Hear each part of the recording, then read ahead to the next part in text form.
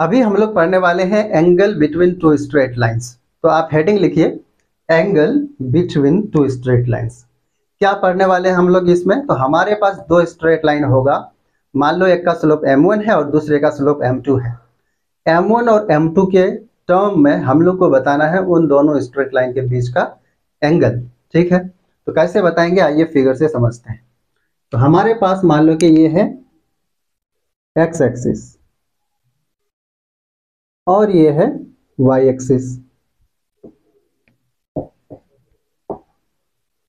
Origin. हमारे पास दो intersecting straight line है, ये स्ट्रेट लाइन है और दूसरा मान लो कि ये स्ट्रेट लाइन है। एक स्ट्रेट लाइन का स्लोप मान लेते हैं m1 और दूसरे का m2। ओके, तो इस स्ट्रेट लाइन का स्लोप को मान लिए m1, इस स्ट्रेट लाइन के स्लोप को मान लिए m2। जब भी दो स्ट्रेट लाइन क्या करेगा, इंटरसेक्ट करेगा, तो हमेशा दो टाइप का एंगल बनेगा। जैसे एक स्ट्रेट लाइन दूसरे से इंटरसेक्ट किया तो एक तो ये एंगल बनेगा, मान लो कि इसको अल्फा, तो दूसरा एंगल ये बनेगा बीटा।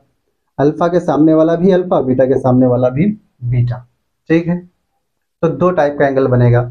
ये अल्फा और बीटा हो सकता है दोनों बराबर हो, अगर दोनों बराबर हुआ तो 90-90 करके होगा, और दोनों अगर अनइक्वल हुआ तब एक एक्यूट एंगल होगा और दूसरा ऑब्ट्यूस एंगल होगा। ठीक है, तो इसी तरह से यहाँ पर दो स्ट्रेट लाइन एक दूसरे को इंटरसेक्ट किया तो ये एंगल बनेगा, इसको हम मान लेते हैं थीटा। ये इधर वाला एंगल बनेगा, तो अगर थीटा निकल जाएगा तो बाकी ये वाला जो एंगल है ये तो निकल ही जाएगा, 180 माइनस थीटा।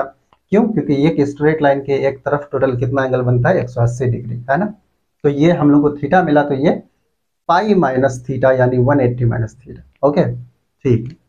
अब इस स्ट्रेट लाइन का इंक्लाइनेशन को हम मान लेते हैं थीटा 1, इस स्ट्रेट लाइन के इंक्लाइनेशन को मान लेते हैं थीटा 2।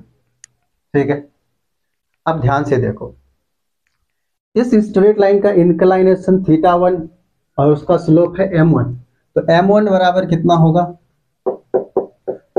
tan थीटा 1, और m2 बराबर कितना होगा, tan थीटा 2। समझ में आ रहा है? ठीक है, अब हमें क्या करना है, इस थीटा 1 और थीटा 2 में एक रिलेशन क्रिएट करना है। कैसे रिलेशन क्रिएट करेंगे बताइए। हम लोग ट्रायंगल में एक क्या पढ़े हैं, थ्योरम पढ़े हैं। क्या कोई अगर एक ट्रायंगल है, बेसिक क्लासेस में पढ़े थे कि अगर किसी एक साइड को एक्सटेंड कर देंगे तो एक्सटेंड करने से जो एक्सटीरियर एंगल बनेगा, ये exterior angle opposite interior angle के सम के बराबर होगा। मान लो कि ये एंगल अल्फा, ये एंगल बीटा और ये गामा, तो गामा बराबर होगा अल्फा प्लस बीटा। ये हम लोग बचपन से पढ़ते आ रहे हैं, है ना। तो उस हिसाब से ये theta plus theta 2 is equal to क्या हो जाएगा, थीटा 1 हो जाएगा। तो आप इधर लिखिए, आइए। तो फ्रॉम द फिगर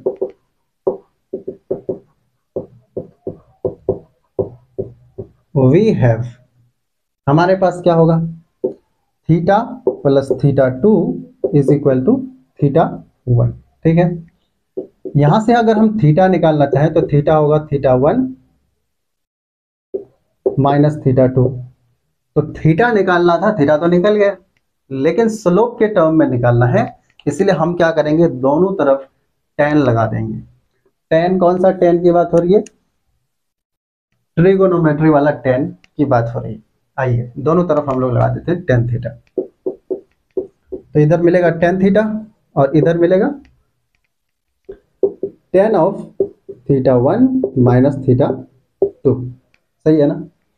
अब आप ट्रिगोनोमेट्री में क्लास 11 के ट्रिगोनोमेट्री में एक बात करें हैं, tan of a minus B बराबर होता है tan a minus tan b by 1 plus tan a into tan b। पढ़े हैं कि नहीं? पढ़े होंगे, रट्टा मार के ही सही, ये फॉर्मूला याद होना चाहिए, है ना। तो हम क्या करेंगे, यहां से tan theta will be equal to, इसको लिख सकते हैं इस फॉर्मूला के हिसाब से, तो tan theta 1 minus tan theta 2 by 1 plus tan theta 1 into tan theta 2। क्या समझ में आ रहा है? ठीक है, आप जल्दी जल्दी से लिखो। फिर उसके बाद देखो, अब यहाँ से हम बात कर सकते हैं tan theta is equal to, tan theta one को हम लोग क्या बोल सकते हैं M1, और टेन थीटा टू को क्या बोल सकते हैं M2। तो यहाँ पर आकर के हम लोग लिख लेते हैं इसको M1 minus M2 by 1 plus M1 into M2। सही है ना? ओके। अब यहाँ पर मैं मॉडुलस जानबूझ करके लगा रहा हूँ। मॉडुलस इसलिए लगा रहे हैं क्योंकि हमें पॉजिटिव वैल्यू चाहिए, तो मॉडुलस लगाना पड़ेगा। मान लो कि अगर मॉडुलस नहीं लगाएंगे तो नेगेटिव भी वैल्यू आ जाएगी, है ना? तो अगर हम यहाँ मॉडुलस लगा देंगे तो पॉजिटिव वैल्यू आ जाएगी, और जब पॉजिटिव वैल्यू आएगी उसका ये मतलब होगा कि थीटा क्या होना चाहिए, एक्यूट एंगल होना चाहिए। क्यों? क्योंकि टेन थीटा की वैल्यू अगर नेगेटिव आ रही है तो ऑब्ट्यूस एंगल होगा थीटा, और टेन थीटा की वैल्यू अगर पॉजिटिव आ रही है तो थीटा एक्यूट एंगल होगा, है ना? तो इसीलिए हम यहाँ पर कहेंगे ये जो एंगल निकलेगा वो निकलेगा एक्यूट एंगल, है ना? अब जब एक्यूट एंगल निकलेगा तो एक्यूट एंगल निकलते ही ऑब्ट्यूस वाला एंगल तो अपने आप निकाल लेंगे। समझ में आया कि नहीं आया? तो ये हो गया आपको दोनों स्ट्रेट लाइन के बीच का एंगल। तो ये हो गया। अब यहाँ पर एक बात है कि अगर मान लो कि दोनों स्ट्रेट लाइन एक दूसरे के पैरेलल हुआ, दोनों स्ट्रेट लाइन अगर एक दूसरे के पैरेलल हुआ तो M1 और M2 में क्या रिलेशन होगा? अगर दोनों स्ट्रेट लाइन एक दूसरे के परपेंडिकुलर हुआ तो M1 और M2 के बीच में क्या रिलेशन होगा? आइए हम लोग उसको निकालते हैं। तो फॉर पैरेललिज्म,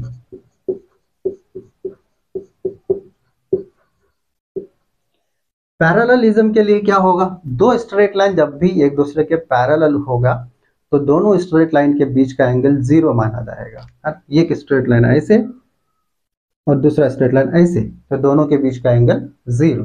ठीक, तो अगर पैरेलल है तो थीटा जीरो हो जाएगा, तो टेन जीरो डिग्री मिलेगा इधर, और इधर मिलेगा modulus of M1 minus M2 divided by 1 plus M1 into M2, है ना? टेन जीरो डिग्री की वैल्यू कितनी होती है? क्लास 10th में आप पढ़े थे, टेबल याद करते थे हम लोग बहुत बड़ा सा, है ना? तो उस टेबल से लिखेंगे जीरो। तो ये आप पढ़े थे टेन जीरो जीरो, है ना?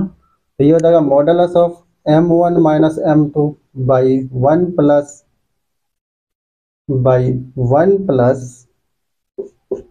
M1 into M2।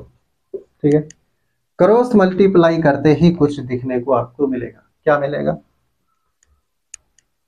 ये पूरा क्वांटिटी जाकर के जीरो हो जाएगा, मल्टीप्लाई होकर के M1 माइनस M2 बराबर कितना मिलेगा? तो आपको मिलेगा M1 माइनस M2 बराबर जीरो, है ना? Modulus of M1 minus M2 लगा दो, कोई दिक्कत नहीं है। अब यहाँ से M1 माइनस M2 बराबर आपको मिलेगा जीरो, मॉडुलस हटाएंगे तो यहाँ से आपको क्या मिलेगा? M1 बराबर M2। ठीक है ना? तो M1 बराबर M2 होगा, यानी दोनों स्ट्रेट लाइन का स्लोप सेम होगा अगर दोनों स्ट्रेट लाइन एक दूसरे के पैरेलल हो जाए। समझ में आया कि नहीं? अब अगर दोनों स्ट्रेट लाइन मान लो कि एक दूसरे के परपेंडिकुलर हो गया, यानी 90 डिग्री पर होगा एक दूसरे के, तब क्या होगा कंडीशन? तो आइए हम लोग निकालते हैं relation between M1 and M2 when the straight lines are perpendicular to each other. Okay, simply बात है हम लोग यहाँ करेंगे फॉर परपेंडिकुलरिटी।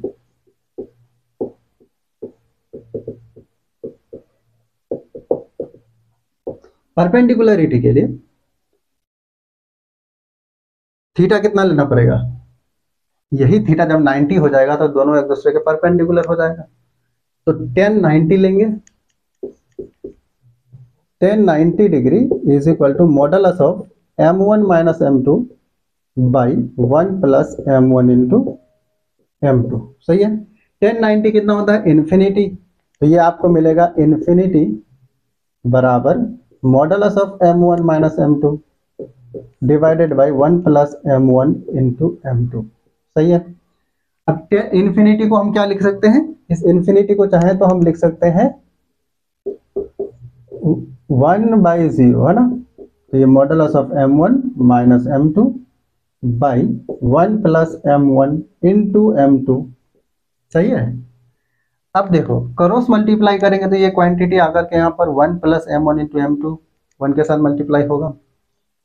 तो आप इधर लिख लीजिए, मैं इधर मिटा देता हूँ, है ना? ऊपर लिखता हूँ।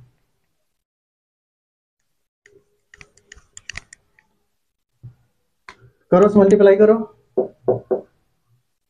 1 प्लस m1 इंटू m2, ये मिलेगा आपको 0, है ना। ये इसके साथ आकर के नीचे मल्टीप्लाई हो जाएगा। यहाँ से m1 इंटू m2 बराबर आपको मिलेगा -1। This is the condition for perpendicularity of two straight lines. Okay, तो इस ये क्या है, कंडीशन फॉर परपेंडिकुलरिटी।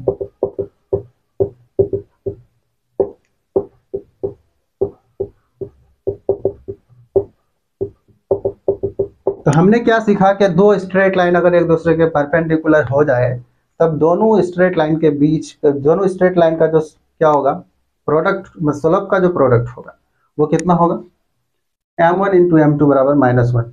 कब, जब परपेंडिकुलर होगा। ठीक है, तो आप इसको लिखिए जल्दी से, मैं इसको मिटा दूं। ठीक,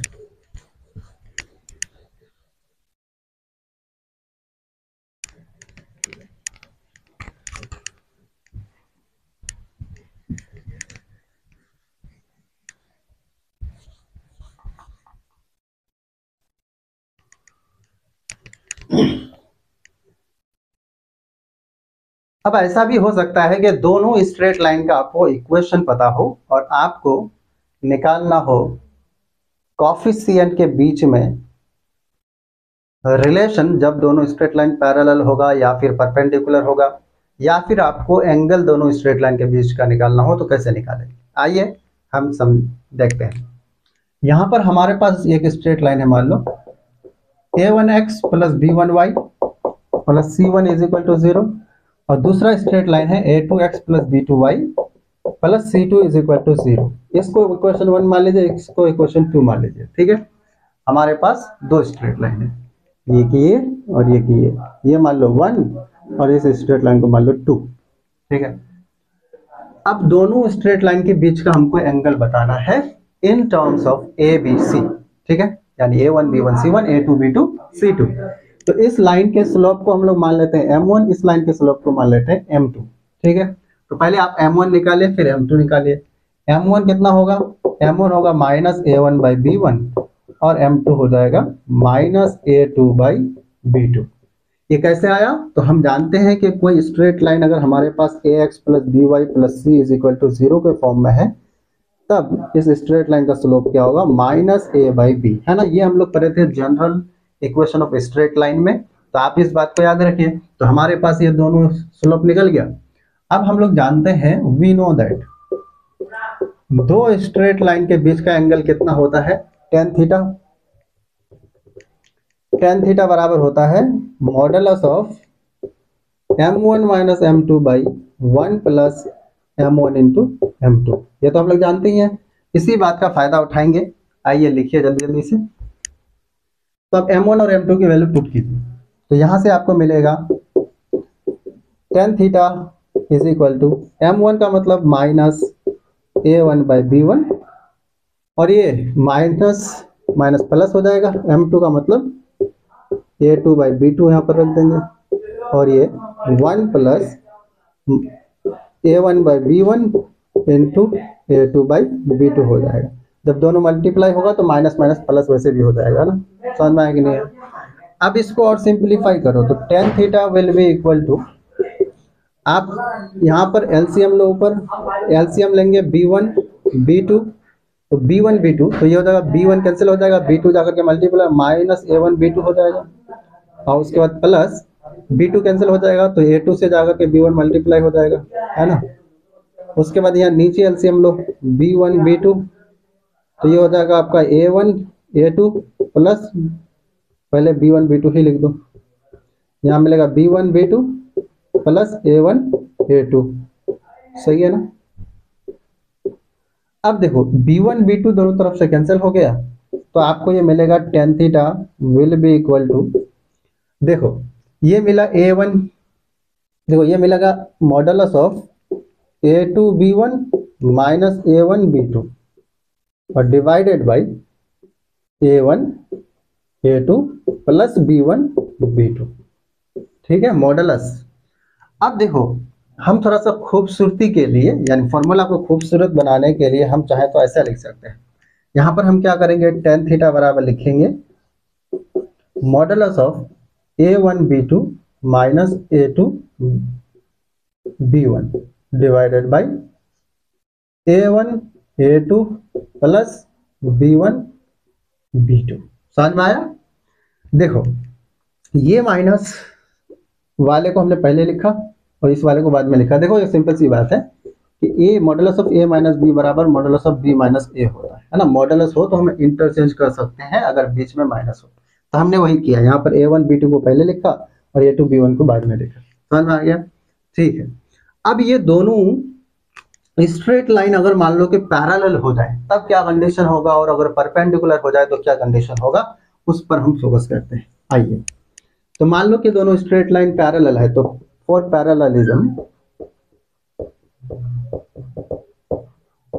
पैरेललिज्म के लिए क्या कंडीशन होगा, तो दोनों स्ट्रेट लाइन के बीच का एंगल 0। तो हम लोग अभी अभी निकाले थे थोड़ी देर पहले कि कोई दो स्ट्रेट लाइन अगर पैरेलल है तो दोनों के स्लोप का जो स्लोप जो है बराबर होगा। तो m1 बराबर क्या होगा, m2। सही है ना? m1 कितना है, minus a one by b one, minus a one by b one, और m2 कितना है, minus A two by b two. Minus minus cancel हो गया, क्रॉस मल्टीप्लाई करेंगे तो ए वन बी टू बराबर ए टू बी वन, और यहां से हम लोग को मिलेगा A one B two minus A two B one बराबर 0। So this is the condition for parallelism, है ना। अब परपेंडिकुलरिटी का क्या कंडीशन होगा, तो फॉर परपेंडिकुलरिटी की बात करते हैं। परपेंडिकुलरिटी, दो स्ट्रेट लाइन अगर परपेंडिकुलर हुआ तो इसका मतलब दोनों के बीच का एंगल 90, और जब दोनों स्ट्रेट लाइन के बीच का एंगल 90 होगा तो स्लोप का जो प्रोडक्ट है वो -1 होगा। अभी थोड़ी देर पहले पढ़े। तो m1 इंटू m2 क्या होगा, m1 इंटू m2 बराबर -1। m1 कितना है, minus a one by b one, और m2 कितना है, minus A two by b two बराबर -1। ठीक है, माइनस माइनस प्लस हो जाएगा तो ये हो जाएगा आपका A one A two is equal to B one B two, लेकिन यहाँ माइनस तो उसको इधर लेकर के आओ, A one A two plus B one B two is equal to हो जाएगा 0। तो whenever two straight lines are perpendicular to each other, then the condition for perpendicularity will be a1 a2 plus b1 b2। Are you getting my points? Okay, note it down। जल्दी जल्दी से note कीजिए। अब question की तरफ चलेंगे, बड़ा मजा आएगा।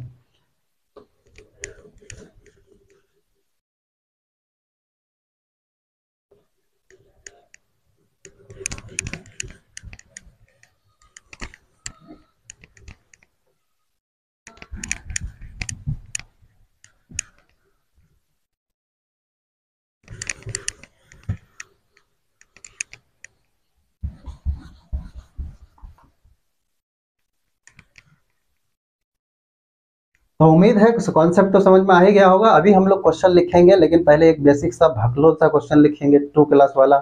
उसके बाद हम लोग इंटरेस्टिंग क्वेश्चन लिखेंगे जो कि बहुत ही खूबसूरत क्वेश्चन होंगे। तो आइए पहले हम एक अपने से क्वेश्चन लिख लेते हैं। The angle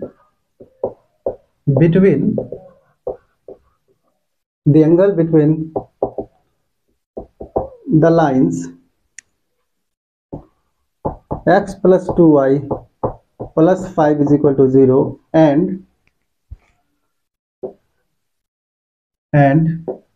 2x minus y plus 6 is equal to 0 is option A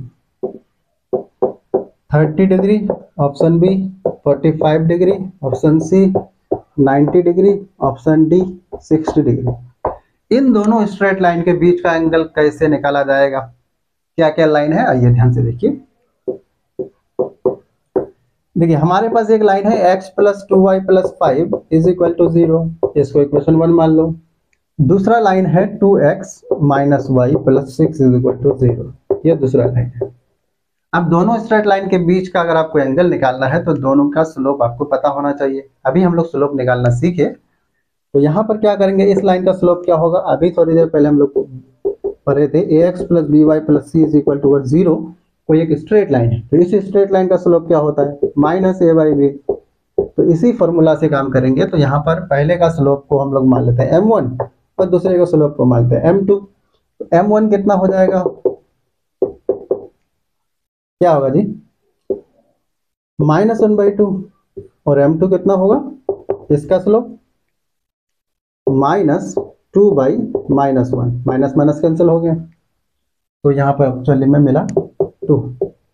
यहाँ से हम क्या करेंगे, देखो या तो आप tan थीटा बराबर modulus of m1 - m2/1 + m1 × m2 का फॉर्मूला यूज करो, या फिर आपके अंदर दिमाग, तो आप डायरेक्ट दिमाग यूज करो। अब दिमाग क्या यूज करने का क्या मतलब है, तो दोनों को अगर मल्टीप्लाई करेंगे, दोनों स्लोप को, तो आपको दिखेगा, देखो हम लोग को क्या दिख रहा है कि m1 × m2 कितना दिख रहा है, निकालो तो, m1 × m2 निकालेंगे तो m1 m2 कितना है, m1 कितना है -1/2, m2 कितना है 2, दोनों को मल्टीप्लाई किए तो -1 मिला। तो अगर स्लोप का प्रोडक्ट -1 मिला, तो इसका मतलब ये होगा कि दोनों स्ट्रेट लाइन क्या होगा, एक दूसरे के पैरेलल नहीं, परपेंडिकुलर होगा।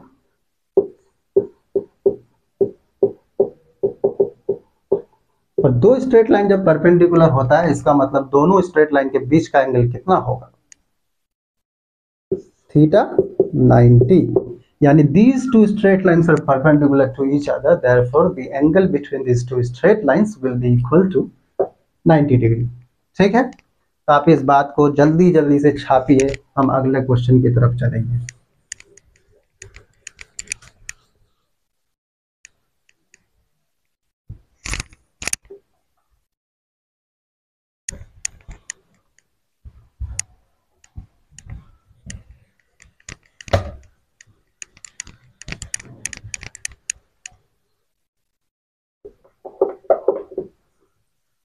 चलिए, एक बेसिक सा भकलोल सा क्वेश्चन लिखा, अभी थोड़ा सा अभी जो क्वेश्चन लिखेंगे वो हम लोग जेईई मेंस के प्रीवियस क्वेश्चन से लिखेंगे। ठीक है, तो आइए ध्यान से देखिए। पहला क्वेश्चन बहुत ही सिंपल लेकिन बहुत ही इंटरेस्टिंग भी है, आइए बनाते हैं, जल्दी जल्दी से लिखो। हाँ, बोला कि if the straight line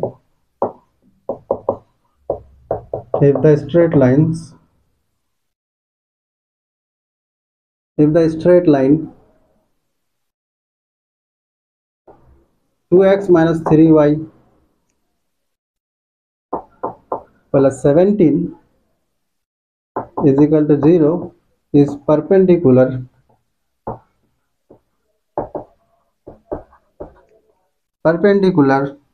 to the line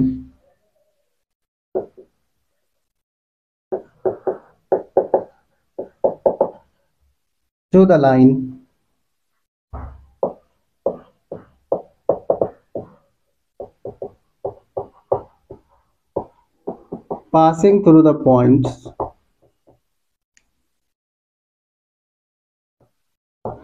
7,17 and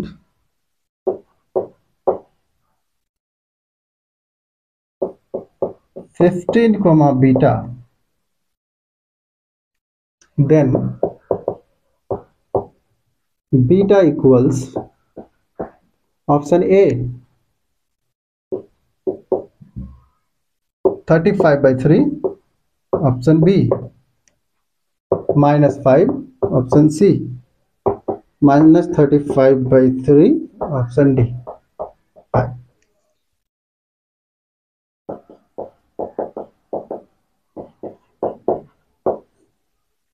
चलिए, ये क्वेश्चन जेईई मेन 2020 में पूछा, सॉरी 2019 में पूछा हुआ है, और बहुत ही अच्छा क्वेश्चन नहीं है, सिंपल सा क्वेश्चन है। देखो, बोल रहा है कि if the straight lines 2x - 3y + 17 is equal to 0 is perpendicular to the straight lines passing through the points 7, 17 and 15, beta, then beta equals। क्या क्वेश्चन है कि एक स्ट्रेट लाइन है, फिगर से समझाता हूं मैं, है ना।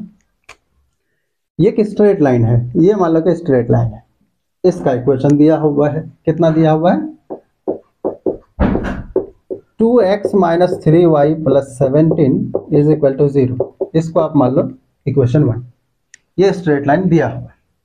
फिर एक दूसरा स्ट्रेट लाइन है, और वो स्ट्रेट लाइन ये है, मान लो ये स्ट्रेट लाइन किस पॉइंट से गुजर रहा है, 7, 17 और 15 कोमा बीटा, इन दोनों पॉइंट से ये स्ट्रेट लाइन गुजरेगा।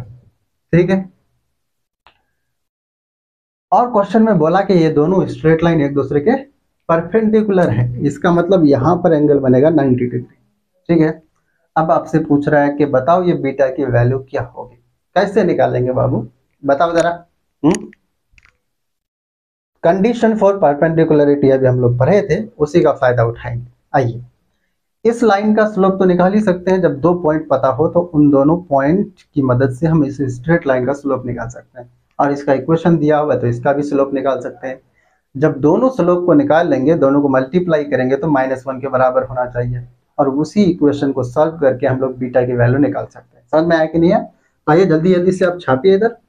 तो इसके स्लोप को आप मान लो, इसके स्लोप को आप मान लो m1 और इसके स्लोप को मान लो m2। m1 कितना होगा, यही है ना m1, इसका स्लोप होगा, तो ये होगा m1 बराबर कितना, -2/-3, यानी 2/3। इस लाइन का स्लोप कितना होगा, तो दो पॉइंट से गुजरने वाला जो स्ट्रेट लाइन होता है, मान लो एक पॉइंट है x1, y1 और दूसरा पॉइंट है x2, y2, तो इन दोनों पॉइंट से गुजरने वाला जो स्ट्रेट लाइन होगा उसका स्लोप होगा y2 - y1/x2 - x1।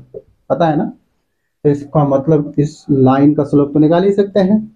तो m2 जो निकलेगा वो कितना निकलेगा, वो निकलेगा आपका, आप इसको थोड़ी देर के लिए x1 y1 मान लो, इसको आप क्या मान लो, x2 y2, नहीं तो यहां से y2 - y1/x2 - x1, y2 - y1/x2 - x1 के फॉर्मूले से y2 यानी बीटा -17/15 - 7, यानी बेसिकली हम लोग को मिला m2 बराबर बीटा -17/15 में से 7 गया तो 8, है ना? ये हम लोग को मिला m1 और m2। तो since this two lines are perpendicular to each other, since the lines are perpendicular, है ना, लाइंस आर परपेंडिकुलर, क्योंकि ये दोनों लाइन एक दूसरे के परपेंडिकुलर है, इसीलिए क्या होगा, तो आप चाहो तो यहां पर लिख दो देयरफॉर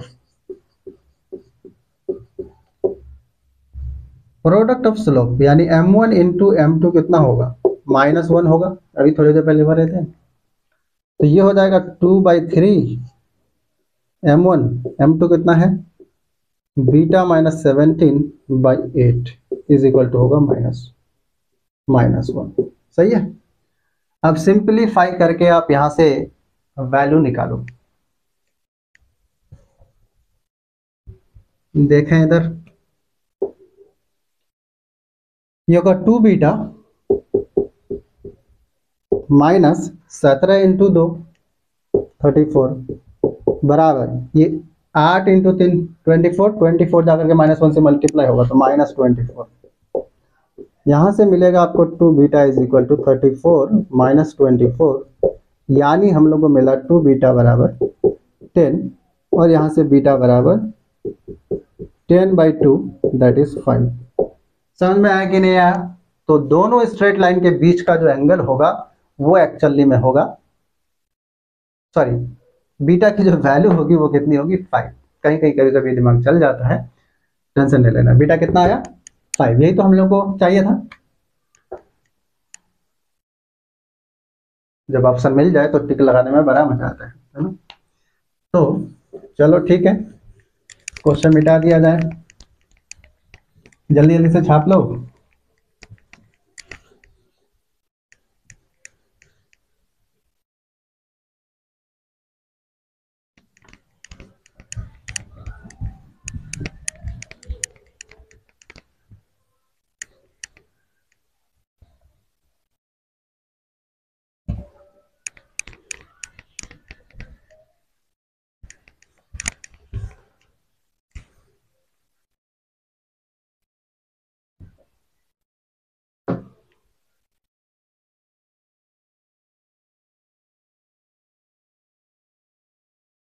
चलिए एक क्वेश्चन और, उतना ही खूबसूरत जितना पहले था।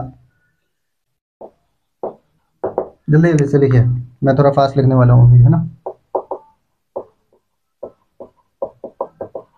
The equation of one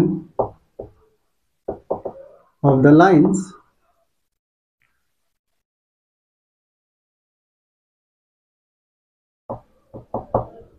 which passes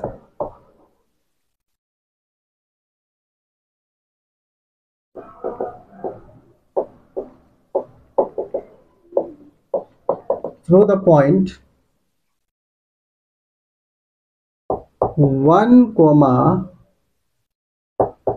3 and makes an angle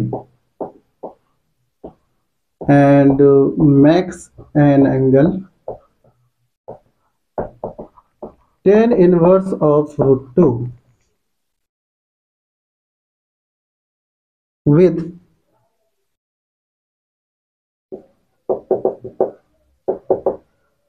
the straight line y plus 1 is equal to 3 root 2 into x is option a. Option बड़े इंटरेस्टिंग है। 4 रूट 2 लिखिए, 4 root 2 plus 5y minus 15 plus 4 root 2 bracket के अंदर में is equal to 0। Option b is 5 root 2 x plus 4y minus 15 plus 4 root 2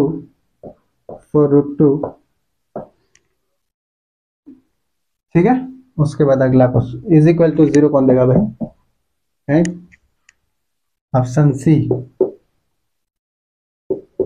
4 root 2 x plus 5y minus 4 root 2 is equal to 0 and option d last but not the list, x minus 5y minus 5 plus 4 root 2 is equal to 0।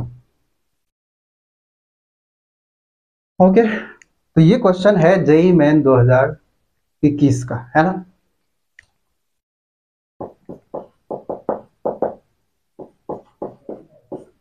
क्या कह रहा है question, question पहले समझो उसके बाद शुरू करो। ऐसा नहीं कि अभी क्वेश्चन पढ़ा ही नहीं और सॉल्यूशन स्टार्ट कर दिया। कई बार ऐसा होता है ना, हम क्वेश्चन नहीं समझते हैं फिर भी आंसर मिल जाता है। चलिए आइए, बोला the equation of one of the lines which passes through the point 1, 3 and makes an angle tan inverse of root 2 with the straight line y plus 1 is equal to 3 root 2 into x is option दिया हुआ है। ठीक है, question समझते हैं figure से। क्या कह रहा है कि एक स्ट्रेट लाइन पहले से दिया हुआ है, कितना ये दिया हुआ है y plus 1 is equal to 3 root 2 into x, यानी इसको हम खूबसूरती से लिखना चाहें तो root 3 root 2 into x minus y minus 1 is equal to 0। आप इसको इक्वेशन 1 मान लो। ठीक है, तो ये मान लो कि आपको स्ट्रेट लाइन दिया हुआ है, लिख लो, कोई दिक्कत नहीं है। इस इक्वेशन का ये ग्राफ है। ठीक है, उसके बाद क्या बोला, ये दूसरा स्ट्रेट लाइन है जो किस पॉइंट से गुजर रहा है 1, 3 से, है ना। तो मान लो कि ये स्ट्रेट लाइन है, ये गुजर रहा है 1, 3, इस पॉइंट से होकर के ये स्ट्रेट लाइन जाएगा और इन दोनों स्ट्रेट लाइन के बीच का जो एंगल है वो है आपका theta tan inverse of root 2। ठीक है, इस स्ट्रेट लाइन का तो इक्वेशन दिया हुआ है, हमें इस स्ट्रेट लाइन का इक्वेशन निकालना है। कैसे निकाला जाएगा सोचो। किसी भी स्ट्रेट लाइन का इक्वेशन निकालने के लिए हमारे पास 6 स्टैंडर्ड फॉर्म है, उनमें से किसी भी एक का आप यूज कर सकते हैं। ठीक है, तो हम ऐसे अगर सोचें कि इस स्ट्रेट लाइन का एक पॉइंट पता है 1, 3 और इस स्ट्रेट लाइन का अगर स्लोप पता चल जाए तो स्लोप पॉइंट फॉर्म से हम इस स्ट्रेट लाइन का इक्वेशन आराम से निकालने के लायक हो जाएंगे। तो ये पॉइंट तो पता ही है, तो अभी हम लोगों का मिशन होना चाहिए इस स्ट्रेट लाइन का स्लोप को डिटरमाइन करना। स्लोप कैसे पता चलेगा, तो आइए दिमाग लगाते हैं। तो इस स्ट्रेट लाइन के स्लोप को हम मान लेते हैं m1, इसके स्लोप को मान लिया m1 और इस स्ट्रेट लाइन के स्लोप को मान लिया m2। ठीक है, तो हम लोग जानते हैं, क्या जानते हैं, वी नो दैट, क्या जानते हो, टेन थीटा बराबर modulus of m1 minus m2 by 1 plus m1 into m2। यही तो हम लोग उस वक्त से पढ़ रहे हैं, है ना। तो देखो ये एक बात मैं बता, अब ये टेन थीटा की वैल्यू कितनी होगी, तो थीटा बराबर tan inverse of root two है। तो आप एक बार समझ जाओ, अगर टेन थीटा बराबर रूट टू हो जाए तब थीटा को हम लोग बोलते हैं tan inverse of root two, है ना। ये जो -1 यहाँ पर ऊपर दिख रहा है ये अलजेब्रिक इंडेक्स नहीं है, this is just a symbol to represent the word inverse. जैसे आप बोलते हैं अगर x का पावर -1 हो तो आप इसको लिखते हो 1/x, है ना। तो यहाँ 10 इनवर्स ऑफ रूट टू है तो इसको हम लोग 1/10 inverse of root two 10 of root two नहीं लिख सकते। समझ में आया कि नहीं है, क्यों, क्योंकि ये -1 अलजेब्रिक पावर नहीं है बल्कि वो एक सिंबल है इनवर्स वर्ड को रिप्रेजेंट करने के। ठीक है, तो टेन थीटा बराबर रूट टू है तो थीटा बराबर 10 इनवर्स ऑफ रूट टू। इसका मतलब ये होगा कि थीटा बराबर अगर 10 इनवर्स ऑफ रूट टू है तो टेन थीटा बराबर कितना होगा, रूट टू होगा। ये ट्रिगोनोमेट्री में इनवर्स सर्कुलर फंक्शन या इनवर्स ट्रिगोनोमेट्रिक फंक्शन के चैप्टर में पढ़ते हैं, है ना। तो आप इसको जल्दी जल्दी से लिख लो। तो टेन थीटा की वैल्यू हो जाएगी रूट टू और ये modulus of m1 minus m2, इस लाइन के स्लोप को हमने m2 माना, उसका इक्वेशन दिया हुआ है। तो इस लाइन का स्लोप कितना होगा m2 और वो कितना मिलेगा -a/b के फॉर्मूला से -3√2/-1 मतलब 3√2, है ना। इस लाइन का जो स्लोप है वो कितना मिलेगा 3√2। समझ में आया, ठीक, 3√2/1 प्लस m1 इंटू m2 यानी 3√2 इंटू m1। आई समझ में, ठीक है। अगर आपको समझ आ गई तो आगे चलते हैं। आप जब मॉडुलस को हटाएंगे तो प्लस माइनस दोनों साइन आ जाएगा। हम ये पढ़े हैं कि मॉडुलस ऑफ x बराबर अगर 2 हो जाए तो x बराबर +-2 दोनों होगा, है ना। यही मॉडुलस का कॉन्सेप्ट है। ये मॉडुलस का कॉन्सेप्ट हम लोग कहाँ पढ़ते हैं, तो कैलकुलस के चैप्टर में मॉडुलस फंक्शन पढ़ते हैं, है ना। तो वही पढ़ते हैं, अभी आप खाली याद रखो। तो यहाँ मॉडुलस हटाएंगे तो प्लस माइनस दोनों साइन लग जाएगा, तो ये हो जाएगा m1 -3√2/1 प्लस 3√2 इंटू m1 बराबर, मॉडुलस हटा दे, मॉडुलस नहीं लिखना है, ये लिखना है ±√2, दोनों साइन लग गया। अब आपके पास m1 की सॉरी यहाँ पर आपको दो वैल्यू मिल रही है, +√2 -√2। तो आप एक बार +√2 लीजिए, एक बार -√2 लीजिए और दोनों को अलग अलग से काम कीजिए। तो आप देखिए अगर हम प्लस वाला वैल्यू लेंगे तो ये मिलेगा m1 -3√2/1 प्लस 3√2 इंटू m1 बराबर √2। ठीक है, अब यहां से हम क्या करेंगे, m1 की वैल्यू निकालेंगे। m1 कितना आएगा भाई, देखो क्रॉस मल्टीप्लाई करो।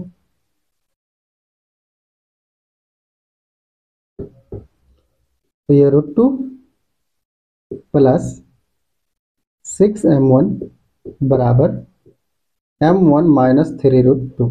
समझ में आया। अब अगर यहां से आप निकालें m1 को इधर लाओ तो ये हो जाएगा 5m1 और ये √2 को उधर भेजो तो -4√2। यहां से आपको मिलेगा m1 बराबर -4√2/5। सही है ना। m1 कितना मिला -4√2/5। ये m1 तब मिला जब हमने यहाँ पर प्लस वाला साइन लिया, अगर माइनस वाला साइन लेंगे तो फिर m1 की एक और वैल्यू आएगी, है ना।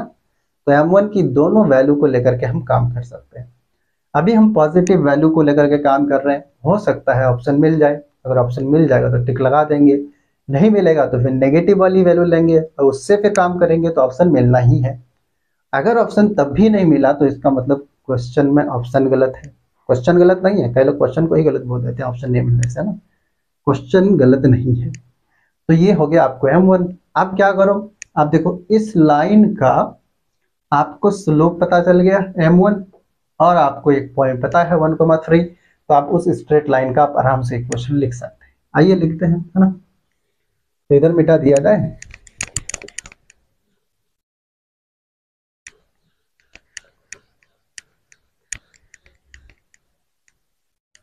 आ जाए इधर आ जाए, ठीक है। आइए now using slope point form,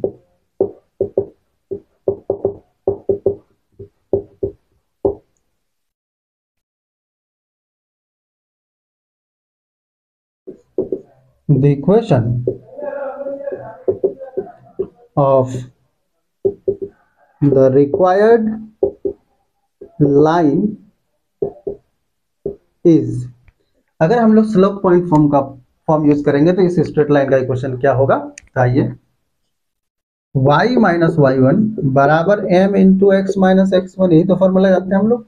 तो यहाँ पर y माइनस वाई वन की वैल्यू रखो भाई, कितना y1, अब इसको थोड़ी देर के लिए आप x1 y1 मान लो, ठीक है। तो ये हो जाएगा किसको, इस पॉइंट को, तो ये हो जाएगा y1 कितना है 3, m कितना है -4√2 by 5 into x minus x1 का मतलब 1, वो x1 बराबर 1, क्रॉस मल्टीप्लाई करो तो ये हो जाएगा 5y minus 15 is equal to -4√2 into x minus minus plus 4√2। अब ये खूबसूरत दिख रहा है, तो यहां से आप सबको इधर लाओ, तो हो जाएगा 4√2 x plus 5y minus 15 minus 4√2 is equal to 0। अब यहां से आप क्या करो, इधर माइनस को मान ले लो ऑप्शन मिलाने के लिए, ये आंसर मिल चुका है, हालांकि माइनस को मान ले लेंगे तो ये हो जाएगा 15 प्लस 4√2 इज इक्वल टू 0। समझ में है। तो ये आपको मिल चुका है ऑप्शन नंबर, कौन सा ऑप्शन है, option c is the correct answer. तो आप क्या कीजिए, टिक लगाइए, ऑप्शन सी नहीं, ऑप्शन ए, है ना, ऑप्शन ए से मैच कर रहा है। तो ये आपको समझ में आ गया होगा, ये जेईई मेन 2021 में पूछा था, कितना आसान क्वेश्चन था, कितना भकलोल क्वेश्चन था, आप बना सकते हैं आराम से, है ना। चलो एक बार इन क्वेश्चंस को अपने से एक बार बगैर देख करके भी प्रैक्टिस करेंगे, तभी आप काम कर पाएंगे।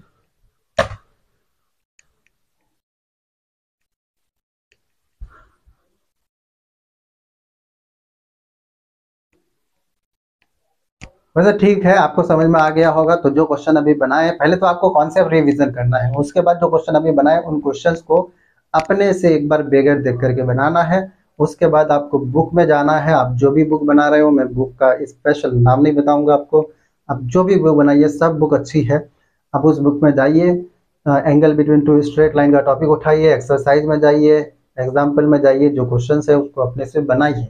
जब बनाएंगे उसके बाद जेईई का क्वेश्चन बनेगा, आप डायरेक्टली जेईई में कूद जाओगे तो डूब जाओगे, है ना। तो इसीलिए डूबना नहीं है, आपको पहले तैरना सीखना है, ठीक है। तो आप तैरना सीखिए, मतलब क्वेश्चन पहले बुक से बनाइए, उसके बाद जेईई के प्रीवियस क्वेश्चंस को आप अटेम्प्ट कीजिए, ठीक है। समझ में आ गया होगा, ठीक है। आज के लिए इतना ही।